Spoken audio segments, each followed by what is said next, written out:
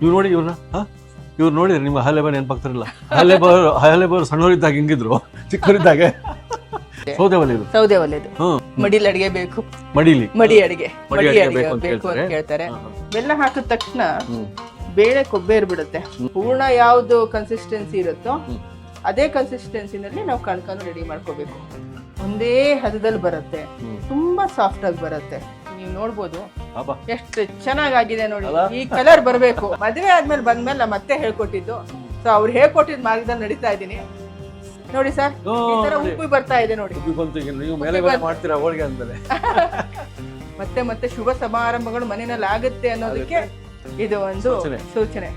ಹೂರ್ಣ ಮಿಕ್ಕಿದ್ರೆ ಹೆಣ್ಮಗು ಆಗುತ್ತೆ ಅಂತ.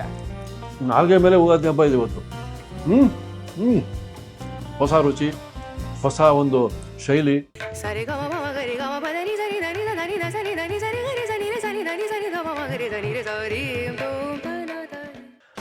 ನಮಸ್ಕಾರ ವೀಕ್ಷಕ ಪ್ರಭುಗಳಿಗೆ. ನೋಡಿ, ಹುಡುಕಿ ಎಲ್ಲಿವರೆಗೆ ಬಂದ್ಬಿಡ್ತೀವಿ ನಾವು. ದೊಡ್ಡ ಬೊಮ್ಮಸಂದ್ರ ಕೃಷ್ಣಗಿರಿ ಬಿಲ್ಡಿಂಗ್ ಇದು. ಕೃಷ್ಣಗಿರಿ ಸರ್ನೇಮ್ ಯಾರ್ದು? ರಾಧಿಕಾ ಮಧುಸೂದನ್ ಅಂತ. ಅವ್ರು ನಮ್ಗೆ ಹೆಂಗೆ ಪರಿಚಯ ಆದರು? ಬನ್ನಿ, ಅದ್ಭುತವಾದ ಅಡುಗೆಗಳಿಗೆ ಹೆಸರುವಾಸಿ, ನೀವು ಭಾಳ ಇಷ್ಟಪಡೋ ಅಹಲ್ಯಬಾಯಿ ಅವರು ನಮಗೆ ಇವ್ರ ಬಗ್ಗೆ ಪರಿಚಯ ಮಾಡಿಕೊಟ್ರು. ಅವ್ರ ಕಿಚನಿಗೆ ಬಂದಿದ್ರು ಇವರು ಕ್ಯಾಟ್ರಿಂಗ್ ನಡೆಸ್ತಾರೆ. ಕೊಡಿಗೆಹಳ್ಳಿ ಟಾಟಾನಗರ ಹತ್ರ ದೊಡ್ಡ ಬೊಮ್ಮಸಂದ್ರ ಇದೆ, ಅಲ್ಲಿ ಅದ್ಭುತ ಜನ ಎಲ್ಲ ಇಷ್ಟಪಡ್ತಾರೆ. ಏನೊಂದು 25 ಜನಗಳಿಂದ ಹಿಡಿದು ದೊಡ್ಡ ಮದುವೆವರೆಗೂ ಮಾಡ್ತಾರಂತೆ. ಅವ್ರ ಕಿಚನ್ ಹತ್ರ ಬಂದುಬಿಟ್ಟಿದ್ದೀವಿ. ಬನ್ನಿ ಅವ್ರಿಗೆ ಮಾತಾಡೋಣ. ಇವತ್ತು ಇನ್ನೊಂದು ಹೇಳ್ಬೇಕು, ನಿಮಗೆ ಮರ್ತುಬಿಟ್ಟಿದ್ದೆ. ಅವರು ಅಡುಗೆ ಶೈಲಿ ಕಲ್ತಿದ್ದು ಅವ್ರ ಅತ್ತೆಯವರಿಂದ, ಅದು ಬಿಜಾಪುರ ಶೈಲಿ. ಇನ್ಮೇಲೆ ಬಿಜಾಪುರ ಶೈಲಿಯ ಕ್ಯಾಟ್ರಿಂಗ್ನ ಅಡುಗೆಗಳು ಸಿಗ್ತಾವೆ ನಮಗೆ ರೆಸಿಪಿ ನೋಡೋಕ್ಕೆ. ಬನ್ನಿ ಅದರ್ಸನ. ನಮಸ್ಕಾರ. ನಮಸ್ಕಾರ ಸರ್. ವೀಕ್ಷಕರೇ, ರಾಧಿಕಾ ಮಧುಸೂದನ್ ಅವರು. ಅದು ಅಹಲ್ಯಬಾಯಿ ಅವರು ನಮಗೆ ನಿಮ್ಮನ್ನು ಪರಿಚಯ ಮಾಡ್ಬಿಟ್ರು. ಅವತ್ತು ಭಾರಿ ಖುಷಿ ಆಗ್ಬಿಡ್ತು. ಬಹಳ ವರ್ಷದ್ದು ನಮ್ದು ಇದು ಫ್ರೆಂಡ್ಶಿಪ್, ನಂಟು ಅಹಲ್ಯಬಾಯಿ ಅವರೊಟ್ಟಿಗೆ. ಸೊ ಅವರು ರೆಕಮೆಂಡ್ ಮಾಡಿದ್ರಂದ್ರೆ ನಾವು ಬಿಡೋದೇ ಇಲ್ಲ. ಅದು ಬೇರೆ, ನೀವು ನಮಗೆ ಮಾತಾಡ್ತಾ ಗೊತ್ತಾಗಿದೆ ಅಂದ್ರೆ ನಿಮ್ಮ ಅತ್ತೆಯವರು ಬಿಜಾಪುರ ಶೈಲಿ ಅಡುಗೆಗಳು. ಹೌದೌದು. ನಾನು ಮೈಸೂರೋಳು, ನಮ್ಮ ಅತ್ತೆ ನಮ್ಮ ಯಜಮಾನ್ರ ಮನೆ ಬಂದು ಬಿಜಾಪುರ ಅವರು. ಸೊ ನಾನು ಅಡಿಗೆ ಕಲ್ತಿದ್ದೆಲ್ಲ ನಮ್ಮ ಅತ್ತೆ ಅವರಿಂದಾನೆ.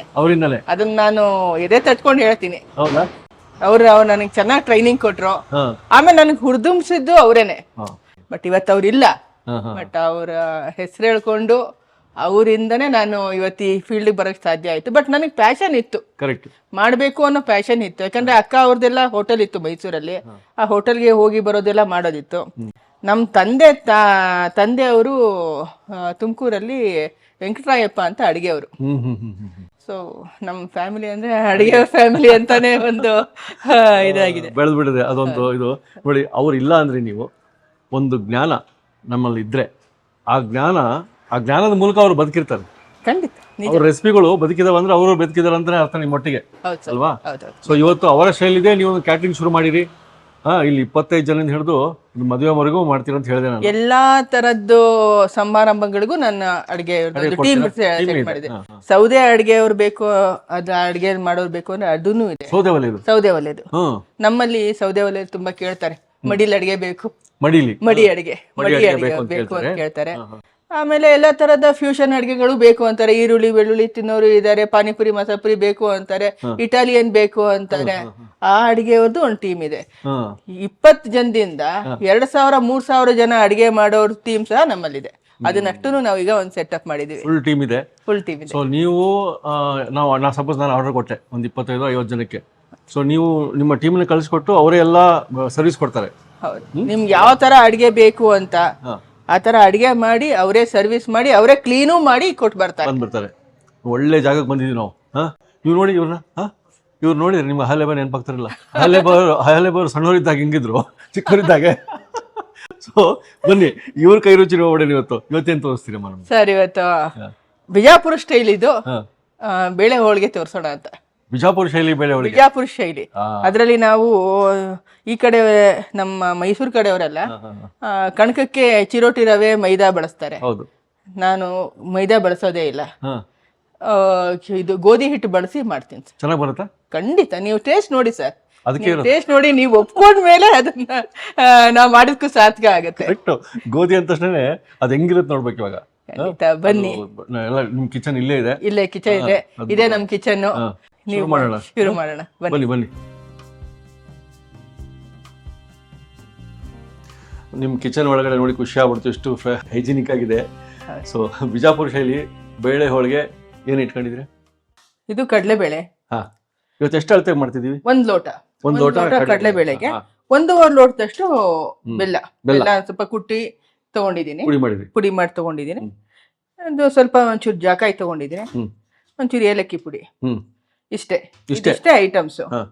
ಅದಕ್ಕೆ ಕಣಕಕ್ಕೆ ಮಾತ್ರ ಗೋಧಿ ಹಿಟ್ಟು ತಗೊಂಡಿದ್ದೀನಿ. ಗೋಧಿ ಹಿಟ್ಟು ಮೇನ್. ಎಷ್ಟು ತಗೊಂಡಿರೋದು? ಗೋಧಿ ಹಿಟ್ಟು 1 ಲೋಟದಷ್ಟು ತಗೊಂಡಿದ್ದೀನಿ, ಕಣಕಕ್ಕೆ ಬೇಕಷ್ಟು 1 ಲೋಟದಷ್ಟು ತಗೊಂಡಿದ್ದೀನಿ.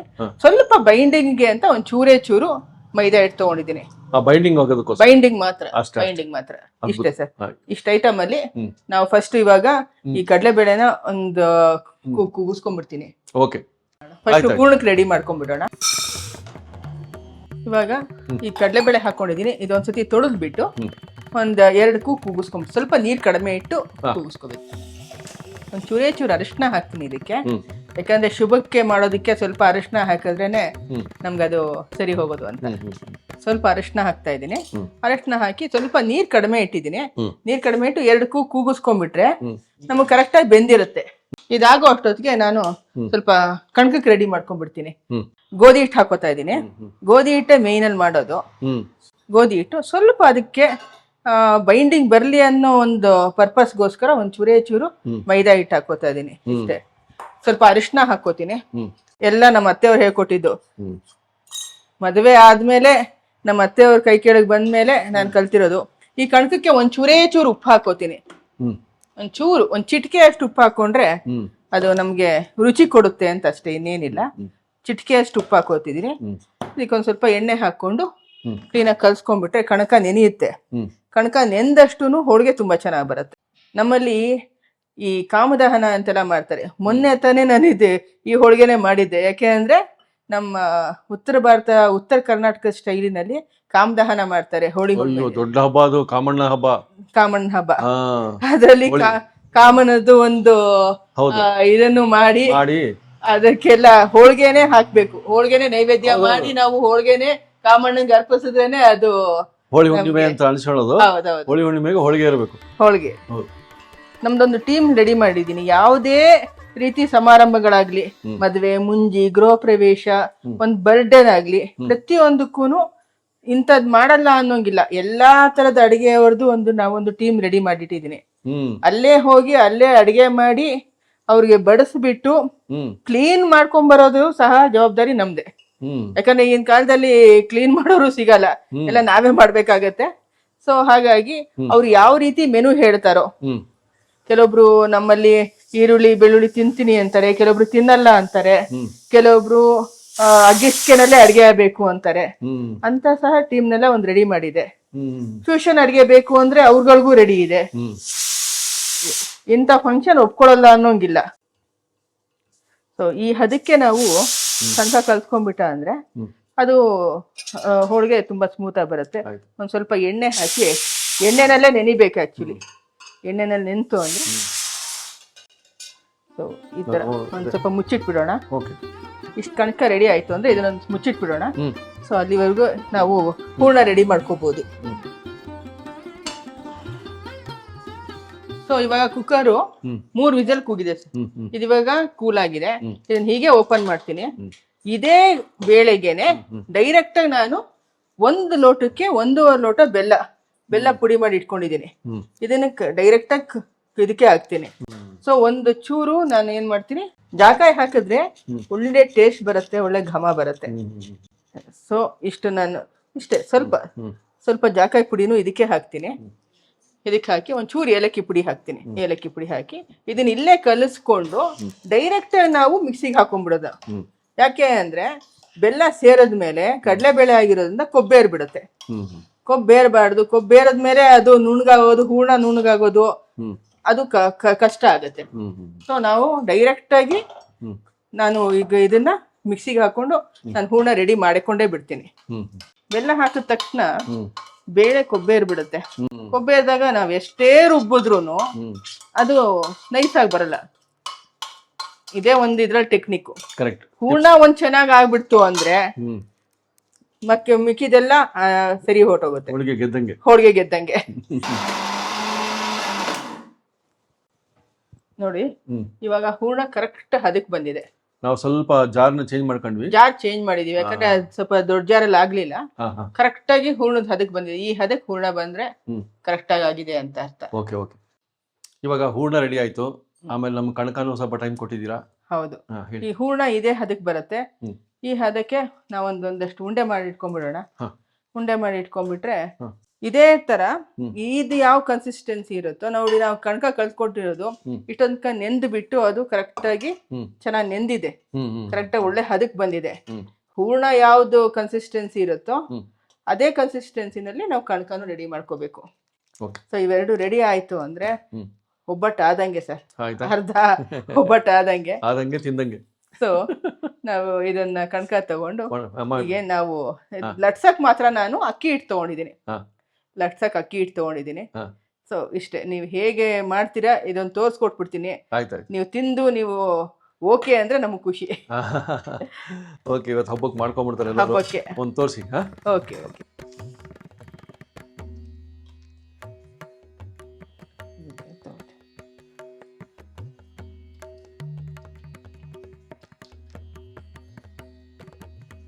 ಹೂರ್ಣ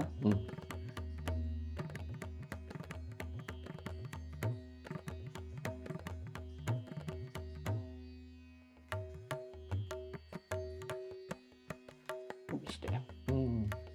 ಇದನ್ನ ನಾವು ಅಕ್ಕಿ ಹಿಟ್ಟೆಲ್ಲ ಅದ್ದು ಬಿಟ್ಟು ಈ ಕಡೆ ಕಾವಲಿನ ಬಿಸಿ ಮಾಡಕ್ಕೆ ಇಟ್ಟಿರ್ತೀನಿ.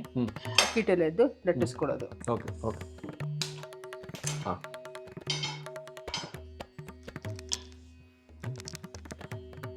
ಈ ಹೋಳಿಗೆ ಮಾಡೋದು ತುಂಬಾ ಈಸಿ. ನಾವು ಹೇಗೆ ಈ ಪರೋಟ ಮಾಡ್ತೀವಿ, ಚಪಾತಿ ಮಾಡ್ತೀವಿ, ಒಂಚೂರು ಕಣಕ ಉಳಿಯಲ್ಲ. ಸುತ್ತ ಒಂದೇ ಹದದಲ್ಲಿ ಬರುತ್ತೆ. ತುಂಬಾ ಸಾಫ್ಟ್ ಆಗಿ ಬರುತ್ತೆ. ಈಗ ನಮ್ಮಲ್ಲೆಲ್ಲ ಏನ್ ಮಾಡ್ತೀವಿ, ನಾವು ಚಿರೋಟಿ ರವೆ ಮೈದಾ ಹಾಕಿ ಕಲ್ಸಿದಾಗ ಅದ್ರಲ್ಲಿ ಏನಾಗುತ್ತೆ, ಕೊನೆಗೆ ಒಂದ್ ಸ್ವಲ್ಪ ಕಣಕ ಉಳಿಯುತ್ತೆ, ಅಂಚು ಉಳಿಯುತ್ತೆ. ಈ ತರ ಮಾಡೋದ್ರಿಂದ ಅಂಚು ಉಳಿಯಲ್ಲ, ಆರೋಗ್ಯಕ್ಕೂ ಒಳ್ಳೇದು. ಸೊ ನಾವು ಮೈದಾ ಜಾಸ್ತಿ ಯೂಸೇ ಮಾಡಿರಲ್ಲ, ಸ್ವಲ್ಪ ಬೈಂಡಿಂಗ್ ಅಷ್ಟೇ ತಗೊಂಡಿರ್ತೀವಿ. ಎಣ್ಣೆನೂ ಅಷ್ಟೇ.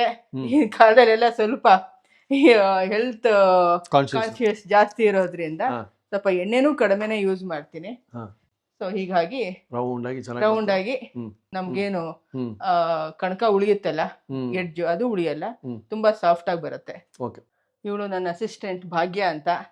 ನನ್ನ ಎಲ್ಲ ಅಡುಗೆ ತಯಾರಿಗೂ ಇವಳು ಹೆಲ್ಪ್ ಇದ್ದೇ ಇರುತ್ತೆ. ಸೊ ಭಾಗ್ಯ ಇವಾಗ ಹೂರ್ಣನೆಲ್ಲ ಉಂಡೆ ಮಾಡಿ ರೆಡಿ ಮಾಡ್ಕೊಡ್ತಾ ಇದ್ದಾಳೆ. ಇದನ್ನ ನಾವು ಲಟ್ಸೋದು, ಬೇಯಿಸೋದು, ತಿನ್ನೋದು ಅಷ್ಟೇ ಈಗ ಪ್ರೊಸೆಸ್ ಇರೋದು. ಸೊ ಈಗ ಕಾವಲಿ ಕಾದಿದೆ. ಸೊ ಈ ಕಾವಲಿ ಮೇಲೆ ನಾನು ಲಟ್ಟಿಸ್ಕೊಂಡಿರೋದು ಹೋಳಿಗೆನ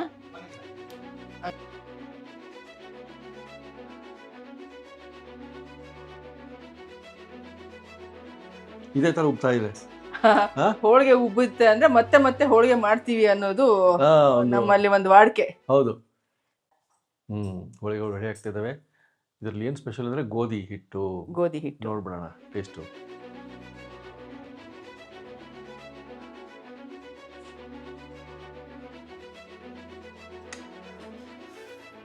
ನೋಡಿ ಒಂದ್ ಸೈಡ್ ಬೆಂದಿದೆ ಇದು. ಹೌದೌದು, ನೀವು ನೋಡ್ಬೋದು ಎಷ್ಟು ಚೆನ್ನಾಗಿದೆ ನೋಡಿ. ಈ ಕಲರ್ ಬರ್ಬೇಕು ಹೋಳಿಗೆ ಅಂದ್ರೆ, ಈ ಕಲರ್ ಬರ್ಬೇಕು. ಇನ್ನೂ ಸ್ವಲ್ಪ ಈಗ ನಮ್ಮ ಅತ್ತೆಯವರೆಲ್ಲ ಇದೆ, ಸ್ವಲ್ಪ ಎಣ್ಣೆ ಜಾಸ್ತಿ ತಿನ್ನೋರು, ಎಣ್ಣೆ ತುಪ್ಪ. ಸೊ ಒಂದ್ ಸ್ವಲ್ಪ ಬೇಕಾದ್ರೆ ಒಂಚೂರು ಎಣ್ಣೆ ಹಾಕೋಬಹುದು, ಇಲ್ಲ ಅಂದ್ರೆ ಅದು ಬೇಡ, ತುಪ್ಪನೂ ಹಾಕೋಬಹುದು. ನಮ್ ತಾಯಿ ಮನೆ ಕಡೆ ಹೋಳಿಗೆಗೆ ಕಾಯಿ ಹಾಲು ಯೂಸ್ ಮಾಡೋರು. ಮಾಮೂಲಿ ಹಾಲ್ಗಿಂತ ಇದ್ರ ಜೊತೆ ಕಾಯಿ ಹಾಲು ತಿನ್ನೋಡಿ ಎಂತ ರುಚಿ ಅಂದ್ರೆ, ಒಂದ್ ಒಬ್ಬಟ್ಟು ತಿನ್ನೋ ಕಡೆ 4 ಒಬ್ಬಟ್ಟು ತಿಂತಿದ್ವಿ. ಈ ಬೇಳೆ ಹೋಳಿಗೆಗೆ ಮಾತ್ರ ನೀವು ಹಾಲು ಹಾಕೋಬಹುದು, ತುಪ್ಪ ಬರೀ ತುಪ್ಪದಲ್ಲಿ ತಿನ್ಬೋದು. ಕಾಯಿ ಹಾಲಲ್ಲಿ ತಿಂದ್ರೆ ಮಾತ್ರ ಅದ್ರ ರಿಚ್ನೆಸ್ ಇನ್ನ ಜಾಸ್ತಿ ಆಗುತ್ತೆ. ಸೊ ಒಂದ್ಸತಿ ತಿಂದ್ ನೋಡಿ ಸರ್ ನೀವು. ಕರೆಕ್ಟ್. ಸೈನ್ಸ್ ಲ್ಯಾಬ್ ಅಲ್ಲಿ ಬಂದಂಗ ಬಂತು ಹೋಳಿಗೆ ನೋಡ್ರಿ. ಸೂಪರ್. ಇದೇ ಹೋಳಿಗೆ ರೆಡಿ ಆಯ್ತು ಸರ್. ಬೇಳೆ ಹೋಳಿಗೆ ರೆಡಿ ಆಯ್ತು. ಇನ್ನೊಂದು ಹೋಳಿಗೆ ಮಾಡ್ತೀನಿ, ನೋಡೋಣ. ಸೊ ಲಟ್ಸೋದು ತುಂಬಾ ಈಸಿ. ಈ ತರ ಹೋಳಿಗೆ ಮಾಡ್ಕೊಂಡ್ರೆ ಯಾರ್ ಸರ್ ಹೋಳಿಗೆ ಬರಲ್ಲ ಅಂತಾರೆ. ಮನೆಯಲ್ಲೇ ಆರಾಮ್ ಮಾಡ್ಕೊಳ್ಳಿ, ಹೈಜಿನಿಕ್ ಇರುತ್ತೆ. ಇದೇ ತರ ನೋಡಿ ಎಷ್ಟು ಚೆನ್ನಾಗಿ ತಿರುಗುತ್ತೆ. ಒಂದು ಚೂರಾದ್ರೂ ಬಿಟ್ಕೊಡೋದು ಮಾಡ್ಕೊಡೋದು ಏನು ಆಗಲ್ಲ. ಇದಕ್ಕೆ ಇಲ್ಲೇ ಒಂಚೂರು ಎಣ್ಣೆ ಹಾಕೊಂಡ್ಬಿಡಿ, ಈ ಎಣ್ಣೆ ಹಾಕೊಂಬಿಡಿ ಒಂದು ಸ್ವಲ್ಪ. ಹ್ಮ್ ಇದನ್ನ ಎತ್ತಿ ಕಾವಲಿ ಮೇಲೆ ಹಾಕೋದು ಅಷ್ಟೇ. ಅಷ್ಟೇ. ಇದ್ರಲ್ಲಿ ಏನ್ ಸರ್, ಏನೈತೆ ನಮ್ಮಲ್ಲಿ ಹೇಳೋರು ಕಲಿಯೋವರೆಗೂ ಬ್ರಹ್ಮ ವಿದ್ಯೆ ಅಂತೆ, ಕಲ್ತ ಮೇಲೆ ಮತ್ತೊಂದು ವಿದ್ಯೆ ಅಂತೆ. ರಾಕೆಟ್ ಸೈನ್ಸ್ ಅಲ್ಲ, ಅಲ್ವೇ ಅಲ್ಲ. ಆದ್ರೆ ಇದಕ್ಕೆ ನಾನು ನಮ್ಮ ಅತ್ತೆಯವ್ರಿಗೆ ತುಂಬಾ ಕೃತಜ್ಞತೆ ಹೇಳಬೇಕು. ಯಾಕಂದ್ರೆ ನನಗೆ ಈ ಹೋಳಿಗೆ ಗಿಳಿಗೆಲ್ಲ ಮಾಡಿ ಅಭ್ಯಾಸನೇ ಇಲ್ಲ, ಅಡ್ಗೆ ಮನೆ ಕಾಲಿಟ್ಟವಳೇ ಅಲ್ಲ. ಮದುವೆ ಆದ್ಮೇಲೆ ಬಂದ್ಮೇಲೆ ನಮ್ಮ ಅತ್ತೆ ಹೇಳ್ಕೊಟ್ಟಿದ್ದು. ಸೊ ಅವ್ರು ಹೇಳ್ಕೊಟ್ಟಿದ್ ಮಾರ್ಗದಲ್ಲಿ ನಡೀತಾ ಇದ್ದೀನಿ. ನೋಡಿ ಸರ್, ಈ ತರ ಉಪ್ಪು ಬರ್ತಾ ಇದೆ ನೋಡಿ. ಉಪ್ಪಿ ಬಂತು. ನೀವು ಮೇಲೆ ಮಾಡ್ತೀರಾ ಹೋಳಿಗೆ ಅಂದ್ಮೇಲೆ?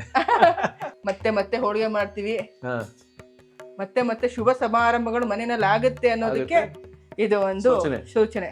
ಮತ್ ನಮ್ಮಲ್ಲಿ ಇನ್ನೊಂದು ಹೇಳೋರು, ಮನೆಗೆ ಯಾರು ಬಸ್ರಿ ಇದ್ರೆ ಹೂರ್ಣ ಮಿಕ್ಕಿದ್ರೆ ಹೆಣ್ಮಗು ಆಗುತ್ತೆ ಅಂತ, ಕಣಕ ಮಿಕ್ಕಿದ್ರೆ ಗಂಡು ಮಗು ಆಗುತ್ತೆ ಅಂತ. ಯಾವ ರೀತಿ ಉಪ್ತಾ ಇದೆ ಸ್ಟ್ರಕ್ಚರ್ ನೋಡಿ. ನಿಮ್ಗೆ ಯಾವ್ದೇ ರೀತಿ ಒಂದು ಹರಿಯಲ್ಲ ಮುರಿಯಲ್ಲ. 2 ಹೋಳಿಗೆ ಮಾಡಿದಿರಿ, ಇನ್ನು ಸಾಕಷ್ಟು ಹೂರ್ಣ ಮಾಡ್ಕೊಂಡಿದ್ದೀರಿ. ಅವೆಲ್ಲ ರೆಡಿ ಮಾಡ್ಕೊಳ್ಳಿ. ಈಗ ನಾವಂತೂ ಟೇಸ್ಟ್ ಮಾಡಿ ನೋಡ್ಬಿಡ್ತೀವಿ, ಕಾಯ್ತಾ ಇದೀವಿ ನಿಮ್ಗೋಸ್ಕರ.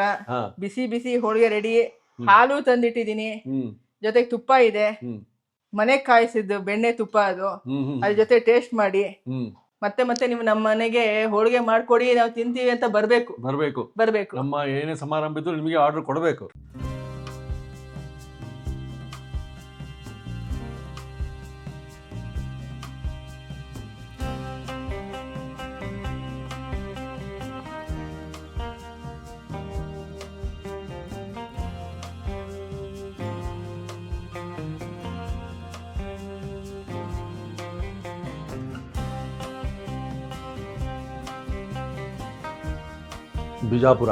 ಬಿಜಾಪುರದ ರುಚಿ ಇವತ್ತು ಮೇಡಮ್, ಧನ್ಯವಾದ. ಅದ್ಭುತವಾಗಿ ತೋರಿಸ್ಬಿಟ್ರು. ಗೋಧಿ ಬಿಸಿ ಗೋಧಿ ಹಿಟ್ಟಿಂದು ಕಡಲೆಬೇಳೆ ಹೋಳಿಗೆ. ಇದು ಫಸ್ಟ್ ಟೈಮ್ ನಾನು ಟೇಸ್ಟ್ ಮಾಡ್ತಿರೋದು ಜೀವನದಲ್ಲೇ. ಎಷ್ಟೇ ಪ್ರಮಾಣ, ಎಷ್ಟೇ ಒಂದು ಕ್ವಾಂಟಿಟಿ ಕ್ಯಾಟ್ರಿಂಗು ಹೋಳಿಗೆ ಆರ್ಡರ್ ಇದ್ರೂ ಹೇಳ್ಬೋದು. ನಂಬರ್ ಡಿಸ್ಪ್ಲೇ ಆಗಿದೆ. ಅಲ್ಲೇ ನಮ್ಮವ್ರ ಕಿಚನ್ ನೆನಪಾಗ್ತಿದೆ.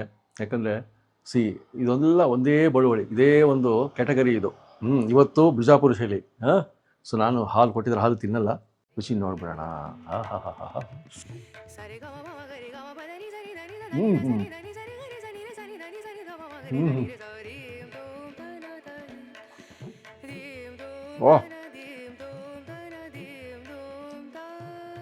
ನಾಲ್ಗೆ ಮೇಲೆ ಹೋಗೋದು ಹಬ್ಬ ಇದು ಇವತ್ತು. ಇಷ್ಟು ಚೆನ್ನಾಗಿರುತ್ತಂತ ಇವತ್ತು ಗೊತ್ತಾಯ್ತು ನೋಡ್ರಿ. ಹೊಸ ರುಚಿ, ಹೊಸ ಒಂದು ಶೈಲಿ, ಗೋಧಿ ಹಿಟ್ಟು. ಯಾವತ್ತಾದ್ರೂ ಮಾಡಿದ್ರೆ ಕಾಮೆಂಟ್ ಹಾಕಿ. ಭಾಳ ಚೆನ್ನಾಗಿದ್ರಿ.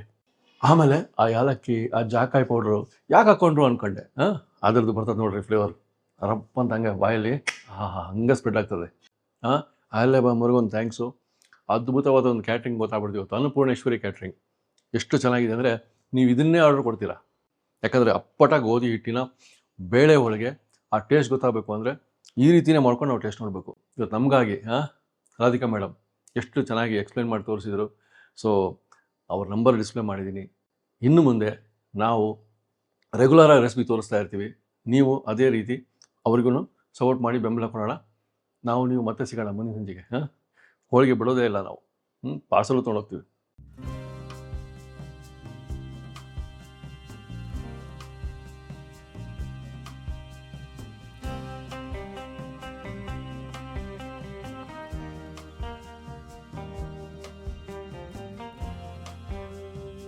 ಇನ್ನೂ ಅನೇಕ ಸ್ವಾದಿಷ್ಟ ರೆಸಿಪಿಗಳಿಗಾಗಿ ಸಬ್ಸ್ಕ್ರೈಬ್ ಮಾಡುವುದನ್ನು ಮರೆಯಬೇಡಿ.